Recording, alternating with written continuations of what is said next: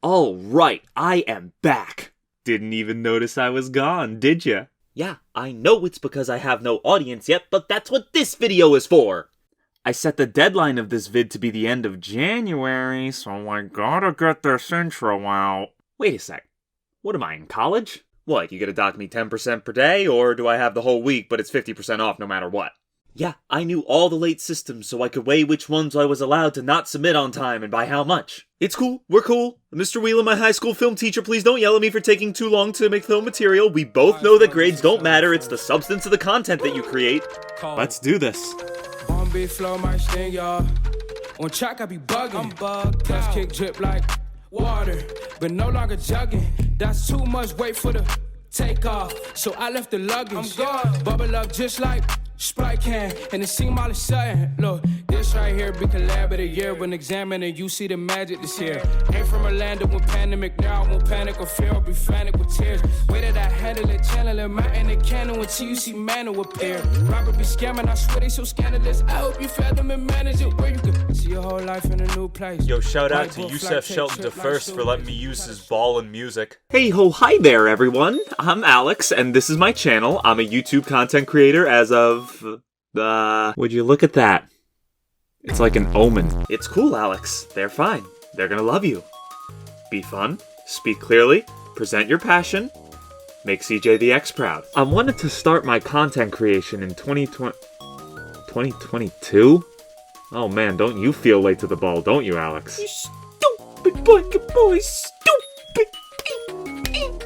Late to the ball or not, I am excited to start my journey here. But I'm not new to YouTube as a platform. I actually celebrated this account's 10-year anniversary just recently, and before now I had some wonderfully juvenile attempts at making content before I was mentally prepared to. But now that I have that age, wisdom, and a lower voice that is hopefully more pleasing to register than it used to be, Epic Gamer ASMR, I can now apply all of the highly curated and carefully cultivated content to my own work in a totally not derivative way. And as a content creator myself now, I want to make this first video as a general guideline for my future content, and to give this new community I'm trying to make a sense of what they're here for.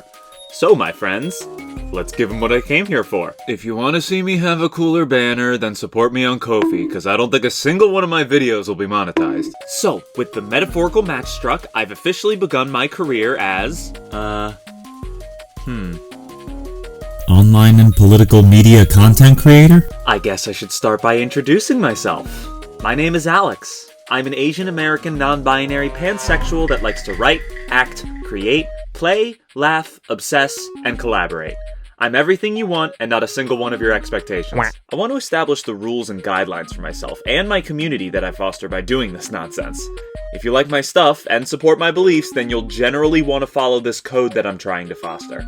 Rule for my upcoming rules. This does not mean these are hard and fast laws, and do not take this as an invitation to police everyone who you feel does not fit your conception of this. We'll call it Rule 0 because it predates all my other rules and is pretty universal to everything that I'm going to be talking about. I'm going to abide by these rules best I can, and if you feel the need to police anyone, you can do it to me because I'm literally right here promising that I'm going to do my best to follow these rules. But also, if you feel the need to harass me over every change in my character or inconsistency you find in my presentation, Stop. We're gonna use memes as a way to show what I'm trying to explain. And before you insult memes as a way to convey information, I just wanted to say thank you for clicking on my video. It's so nice to have someone watching my stuff that's outside of my target age demographic, you old fart! Rule 1.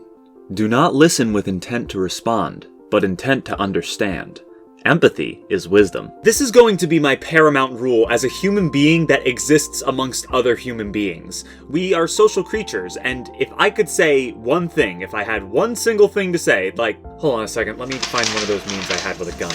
It's in here somewhere. Aha! Perfect. Alright, so Goofy comes up to me with a gun and says, "Gorsh, Alex, I've got the entire world live on this camera right here, and you get one thing to say before I shoot you.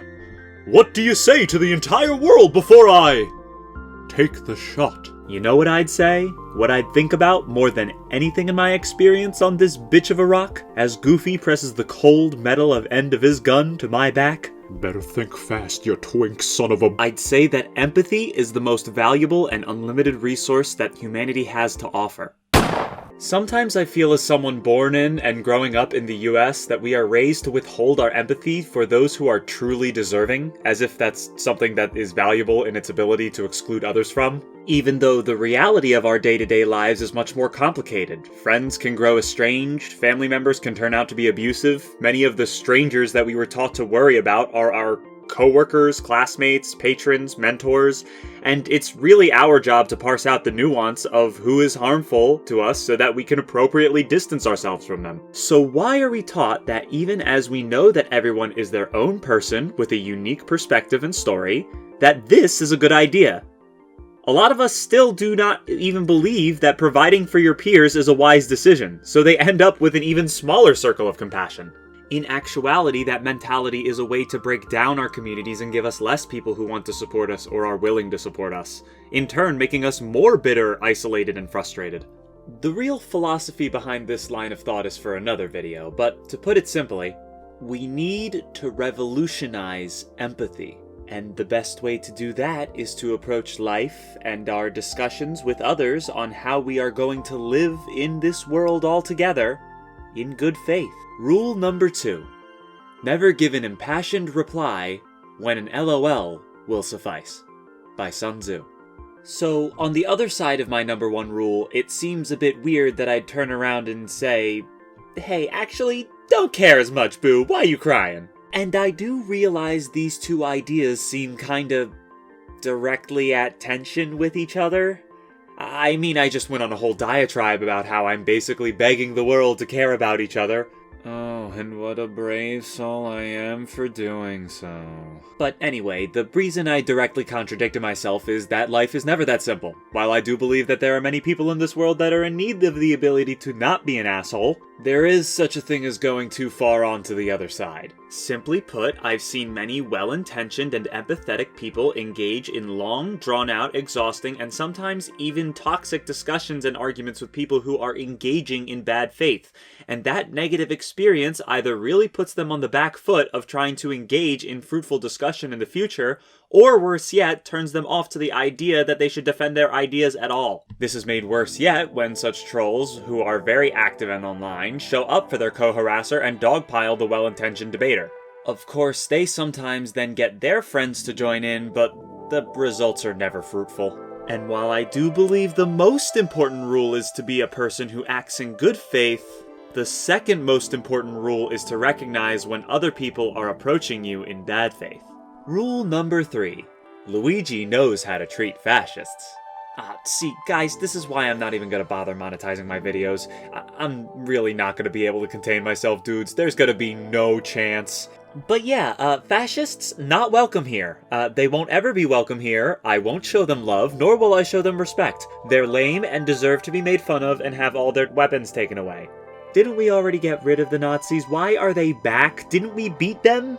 Like, don't we always talk about our part of our identity, how we stepped in halfway through the World War II to, quote, save the world? Never underestimate the power of white identitarian politics, folks. You might see yourself become the very thing you were fighting against. I wish we could just solve fascism's problems by writing a sick diss track about it and making them feel bad enough about it so that they go home to see a therapist. Wouldn't that be hilarious? Most, however, are too submerged in volatile rage that their very gatherings are flagged as a tacit understanding that there will be violence. And let's be clear, most of the time, many times, there was violence, several times costing human lives. I don't believe in violence as an ideology or even a source of power, but that doesn't make me a pacifist. I subscribe to the theory that in a world where we tolerate everything, we breed intolerance by not being able to properly combat the thing that brings doom to our absolutely made-up tolerant leftist utopia. See the diagram I made back in rule number 2. Many that are on the fringes of this theoretical circle of generally healthy ideas will be influenced to move outside of it, especially if the systems in place are failing the people and they suffer through personal pain that they find easier or at least more logical in their warped perspective to pin responsibility on a minority group that they could dunk on that won't make them an enemy of the police state that they live in. Oh, jeez. If we want a loving world, we have to be willing to fight those that threaten to destroy it. We need to show solidarity to our disadvantaged and disenfranchised, while working to rebuild the trust of those who hold beliefs warped by oppressive institutions, household bigotry, and traumatic experiences that isolated them. Who knows? Perhaps it's a little idyllic to say that we can all coexist, but I don't like making those angry red faces suffer. Many of those angry red faces want to hurt us, but that's because that they were taught that that will make them feel better, more powerful, given agency in a place where they were robbed of it. It is way easier to blame a person and not the system that they too were abused and misinformed from. Rehabilitation is a much more powerful tool than the US gives it credit for. Let me be clear though. It's gonna be a long time before we get to that solidarity, and we're currently looking at a lot more of the chart where the sad faces are leaving the circle. All the meanwhile, the angry faces are attacking us. Violence has been enacted on both the individually sanctioned and state-sanctioned level, so yeah. I'm not Gandhi. I don't want to be Gandhi. I want to ease the suffering that the world around me is very evidently experiencing. I have a lot of kindness and forgiveness and peace and love and bullshit I want to spread, but that's not what some people need to be reminded that other human beings have the right to exist. Be ready to punch a fascist if you see one. Okay, getting back on subject, decorum is important only when everyone is acting in good faith, and fascists are bad faith actors. If you want to learn more about this, here's a very talented video essayist breaking down just how harmful fascist action and tactics can be to a political party solely focused on trying to preserve its moral integrity. Seriously, just go watch the entirety of Innuendo Studios series. The alt-right playbook is a very helpful tool that I recommend to anyone who spends time around alt-right rhetoric so they can spot when fascists rear their heads and hopefully deal with them safely and appropriately. Rule number 4. Disrespect the trans, you get these hands. I got so many of these because these are all for anyone who wants to try and invalidate my homies' genders. Fuck that shit, yo. Your gender is valid and it's real. Anyone who tells you otherwise is letting the blind spots in their own experience restrict their empathy. They're telling on themselves when they do that. Anyone who tries to discount that is simply pretending that everyone they know has to fit within their own preconceptions, and they'll get a reality check later in life. And you don't have to be the change for them because their ignorance isn't your work. Just know you're real. You're not whatever is said by the bigots who don't deserve to meet you. You are not the martyrs that Dave Chappelle eulogizes at your expense in his utterly not groundbreaking and unfunny transphobic stand-up special on Netflix. You should not have to be harassed by the hate speech that maligns the trans community in this article published by the BBC. Also, I do not want to get into it, but briefly on that article, fuck you, Lily Cade. Fuck you, Lily Cade. You do not deserve a platform, Lily Cade. Alright, that is already more than I wanted to say, but I had to get that out. So anyway, yeah, trans folks watching this, my DMs are open. As my avatar clearly shows, I want to be extremely gender around each and every one of you. Trans liberation now. On the other side of the coin, rule number 5. There's only one gender. It's nerf or nothing. Gender is a social construct and we shouldn't care about it at all.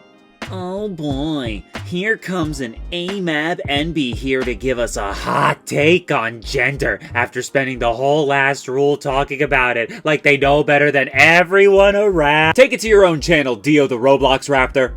Now, this may be the Gen Z/millennial special snowflake too good for gender attitude we non-binaries have, but I don't think I'd be the only one who thinks that our performativity of gender in the past decade or two has been a bit much.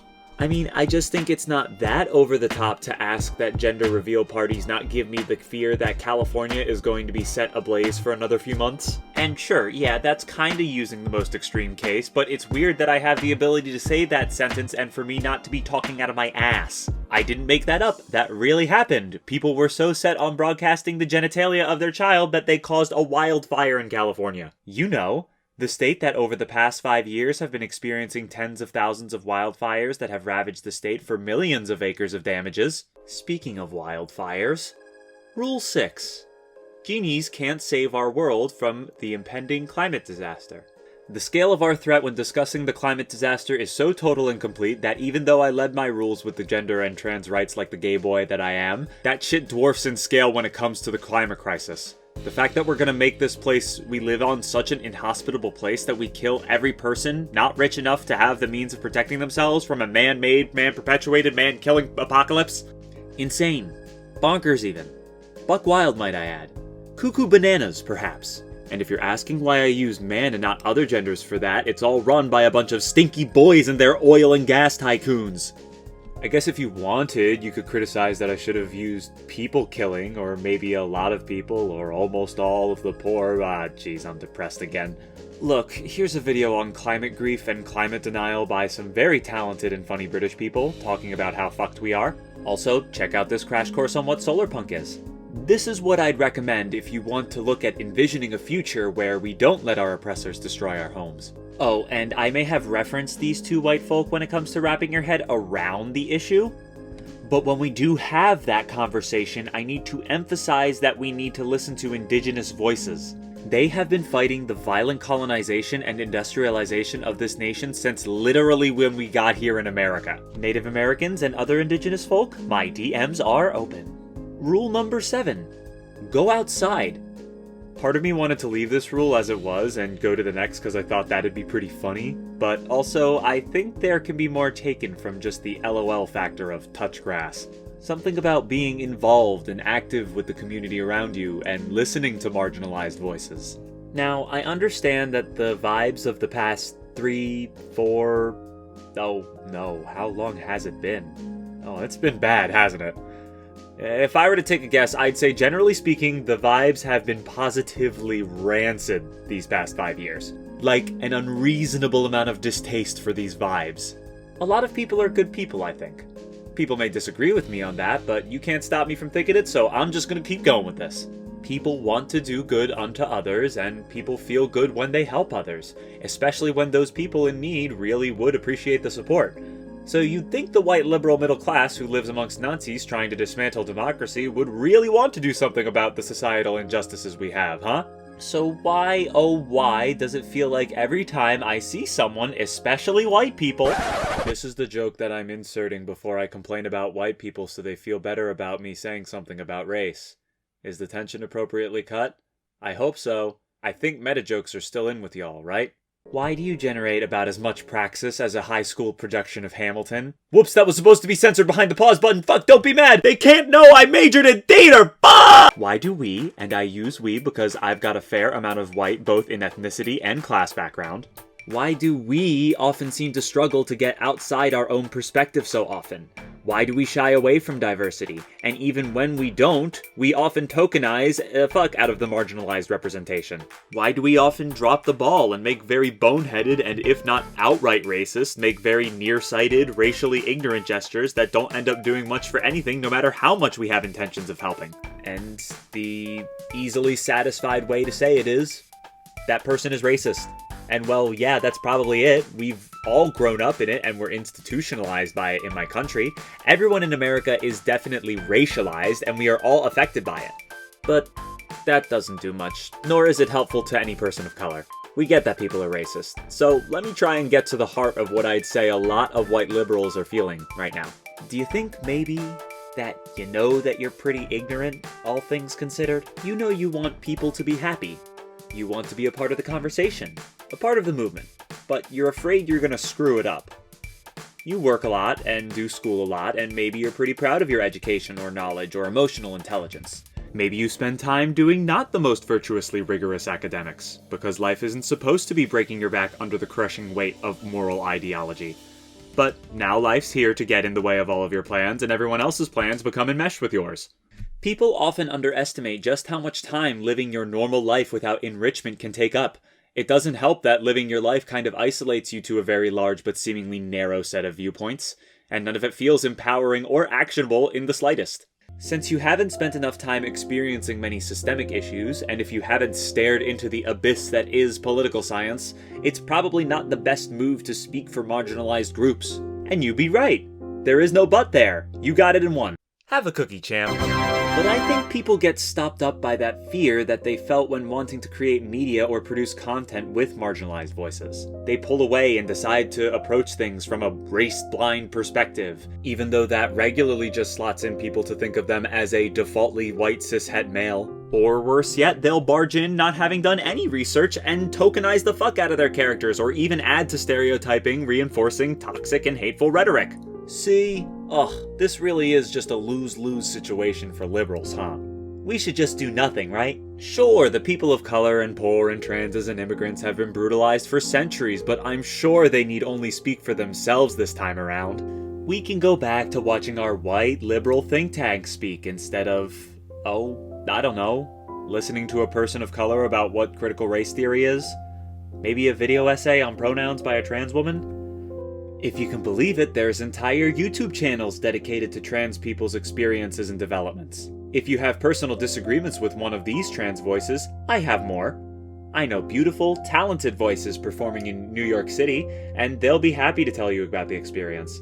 Oh, and Mia right here edited my video, so everyone say thank you, Mia. Thank you, Mia. Don't worry, the algorithm is going to lead you to believe that there aren't any marginalized voices, but the truth is that it just wants you to watch more. And what are people more likely to binge hours of? That's right, the same shit that they know and what they're comfortable with. But that's also exactly how xenophobia and climate denialism and a hatred for autistic phobia, vaccines, forms. But you know how most people are weaned off of xenophobic tendencies or vaccine hesitancy? Exposure. Being around and experiencing perspectives that pushes the borders of what they understand, and maybe even are comfortable with. And that is a good thing. Rule number 8. I'm joining the war on autism on the side of autism. Autistic people, my DMs are so open for you. I grew up in the early 2000s, right in the middle of the moral panic surrounding vaccines. I remember every broken narrative espoused from a concerned white suburban mother. I promise you, I have been immersed in the narrative since I was young. But even being surrounded by it, I always had a problem of just... so many people were concerned about the vaccines causing autism. Specifically a vaccine for measles, mumps, and rubella, serious and life-threatening diseases.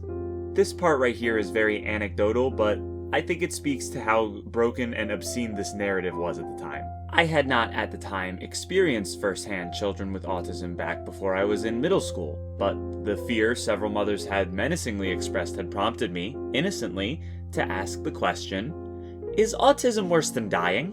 I'm sorry, what? She says, as if the question confused her. My naive little middle school self replied, the vaccines cause autism, but they protect you from measles, and you can die from measles, right? Why is that better than having autism? Have you ever had a moment when you were talking to someone that you knew you'd been speaking to them about a subject that they demonstratively don't understand, and you can see the moment that they are confronted with their own paradoxes right before your very eyes? Well, that was the first time that I understood what that looked like, and let me tell you, I think I was like 12. The mother at the time was so not happy, but so didn't want to come off as verbally attacking a child for demolishing their entire ideology with one sentence. So she settled to tell me to talk to my parents about it, to which I replied, I'm vaccinated. Rule number 9. Our college degrees can't be shaken at the club. While I find education as one of the most foundational aspects to our advancement as a civilization, there are issues to how education is constructed nowadays that I think, could use some reworking. Now, hey, give me a minute. I swear this isn't because I'm $120,000 in debt over a bachelor's in theater. I swear it's not. Yes, I know where my diploma is! Look, when are most of us put into schools? 6? 5? I was put into schooling at 5 years old, and I had barely any idea of anything back then. How was I supposed to know if this was going to be something good for me? What do I do if schooling isn't good for me? How does the school help me in learning the many, many skills and pieces of knowledge that a human could attain? Is a 20-to-1 ratio of adults to kids always the best way that we should be disseminating our information? What if I am ill-equipped to grapple with the lackings of personal mental faculties, financial barriers, and perhaps even abusive households? Who does education really benefit? Yes, it benefits me if I'm hungry intellectually or career-oriented. If it is benefiting me, what does that say when there are some who might speak to the contrary? Does that reason have roots in a form of exclusion? Who is it excluding and why? See, that's the thing. I don't think education is bad, but rather the inherent flexibility and rigid structure that sends children away to essentially be watched by people who need to pretend to be a parent to 20 children for an hour like 6 times a day. Oh, and don't forget test creation and homework assignments. You know how many parents struggle with having children at a 1-to-1 ratio? God forbid you throw a middle child in the mix. I get it. Capitalism doesn't let us have our parents anymore. Whoop-de-doo. But did you have to send us all to the same spot? Where we have to compete with each other in our desirability for what we are told is the next obvious step in our nebulously defined future? And make it the only access point for our extracurricular activities? No wonder every media depiction is a bananas amount of unrecognized and socially accepted aggression and cruelty. That's Lord of the Flies with adults in the background telling us how we act like kids in the Lord of the Flies. Look, I have a whole episode of a show I'm gonna get into soon about all this, but first we gotta get through the last rule real quick. Oh, what's the rules point? I guess figure out the predatory student loan system before touting higher education, especially as a means of escape. In many cases, people have actually found it more akin to a prison. Anyway, next rule! Rule number 10. Our hubris is our success. I'm tired of my art being used as an escapist, costs no money but all of my time therapy. Was that too strong? Let me reel it back a bit. I think that I decided along some point in my life between 18 and now that I was going to become an artist. I want it to be used as activism. And when I die, all art on this YouTube channel or any platform I ever present myself on, I want all of the work to be put into the public domain. I want the world's developments and ideas and innovations to all be publicly available as soon as we make them. We don't need money when we're dead, but other people will. And I think any artist worth their salt should do the same, because art is not property to be bought and sold. It's an expression meant to be shown in many different forms. Like when they do put up work on platforms like this for free, you should support their content! Yeah! Crowdfund the talent and watch them flourish! Yeah! To the moon, my inspirations! Woo! Okay, I got 8 Patreon subscriptions in, and the weight of needing to pay $100 a month has officially sunken in. But I swear on all that is my lack of pre-established integrity, once this channel blows up, every content creator will feel the slight increase of their bank account as I submit the second highest or highest Patreon slot! Alright, and I think with that we are done with our creative constitution for now. Just as a reminder that in my opinion these are rules that I think everyone should follow, but that does not authorize my community to police others, and I cannot stress that enough. Read rule number 1. Anyway, let's get to the reason why we're all here, shall we? Mr. Sunshine is Dead, a tragic and comedic superhero mystery action web series. Yes, it's all of those, and I'm not giving more explanation. This has been my project since 2018/19, more or less. It's going to be a 2-act comic play that will have full art, voice acting, and original soundtrack. Oh, also, one of the protagonists, Mr. Six, has dissociative identity disorder, and it is not made as a joke, villain, or fetishization of the traumas of mental illness. Folks with DID, my DMs are open. That's right, I broke the rule of thirds. I'll break whatever rules I want. I have sat myself steeped in writing, improv theater, script work, and narrative themes for close to 10 years now, so I'm allowed to be confident and subversive. Check out the beautiful art by my collaborator David Fowler. Follow his Twitter and Instagram. Pay him money. We already have the cast of Act 1, but you may want to keep your eye out for future casting calls. I have 4 of these babies plotted out with some more scripted series to follow! In the future, I'll be looking for graphic artists, storyboard artists, background artists, and voice actors. Oh, and translators as well. I already have the sequel written, but if you look at me funny, I'll tear both scripts to shreds and make a new one from scratch. Don't test me! Here's my Ko-fi, and I'm going to be using the funds from it to pay David, and once we get enough on there, I'm going to pay him to be the lead artist on this project. Hyperfix-station is going to be a strictly collaborative video essay series in which I will take a near-obsessive lens over media of all kinds, shows, movies, games, art pieces, you name it. Most of these I think will be less mainstream action, but that's not to say that I won't be covering things that won't be considered widely successful. In fact, one of the first episodes will be discussing a show in one of America's most widely known animation networks. Spoilers. Anyone could be on the series with me. This show is simply going to be about dissecting things that we care about and discovering what does and doesn't work about it. But anyway, yeah, it can be anything that is pretty easily attainable or accessible via a streaming service or YouTube or some other means that I would have no idea about. Could be some indie game or an item that you could find just by typing it up on a search engine. And can be discussed, but not so largely discussed as every critic has to have gone over it already. Not in a hipster way, but in a let's not beat a dead horse kind of way. Speaking of which, Dead Horse is the title of the show for me to talk about things that I don't want to talk about, but they carry such a powerful weight and mass in the culture that I am specifically a part of that there is no way that I really can't speak about the issue. Yes, this will be about uncomfortable topics, so expect content warnings before many of them. Yes, many of them are going to be political, because politics is uncomfortable. But I don't want to be excluded next time the national conversation begins on a topic I cover. And some people, and these are good and loving people that care about me, may say things like, just stick to doing what you love, or I don't want to see you engage in toxic parts of a community like that. To which I respond, well, yeah, but there's going to be toxic parts of my community. No shade, homies, I think we'll be great, but it's just the nature of any community and living in a world with different people. There is toxicity in friends that I hold dear to my heart and have chosen to make a large part of my life. There is toxicity in my less than ideal family circumstances. There's toxicity in myself that comes out when I don't treat myself or those I love well. And the truth is, letting the toxic people run their mouths unopposed is largely how we got ourselves into many shitty situations. So I'd rather put myself through the emotional and mental strain of speaking meaningfully about these issues rather than cling hedonistically to the only things that bring me comfort and happiness. I will approach my community and collaborators when I want to talk about it. Please do not try and give me too much grief about doing one that I'm not prepared to speak on the subject. This is sensitive stuff, and the last thing I want to do is spread the wrong message. Twitch Tuesday is the project that I'm most excited to start. So excited, in fact, that I've already started it. This will be a weekly stream that I will host on this Twitch channel right here.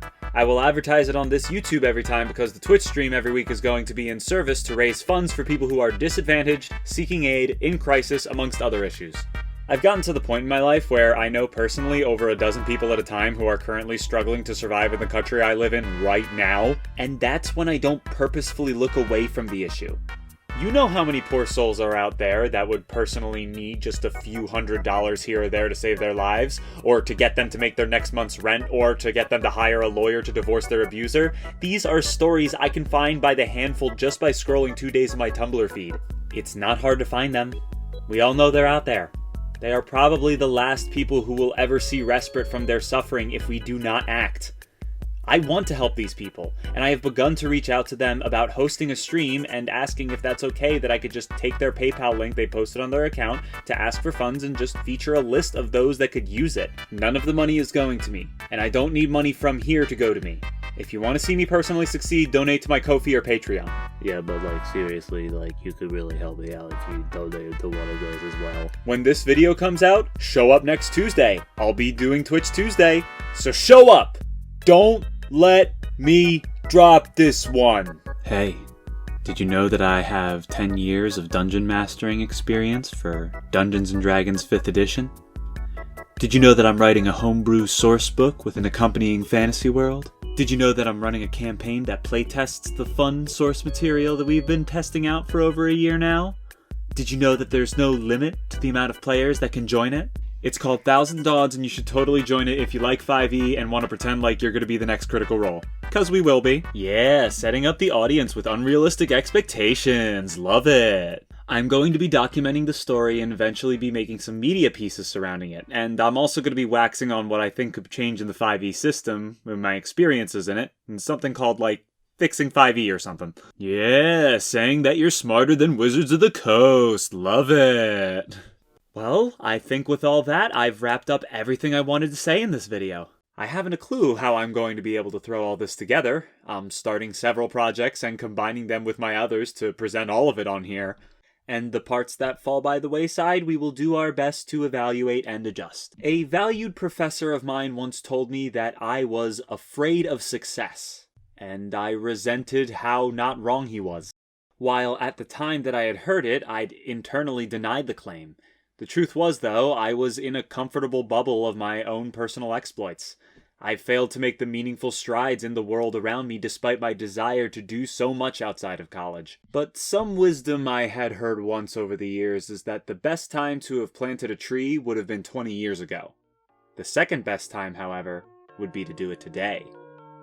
I hope by planting this metaphorical tree, I will be taking my first great step into facing that fear. The truth is that the only thing that I have at this point is time to prove that I'm more than a fragile, inconsistent, contradictory self-conception, and instead the earnest, fun, and collaborative content monolith that I always knew I could be. And I hope I can inspire at least one of you out there along the way. Let's do this!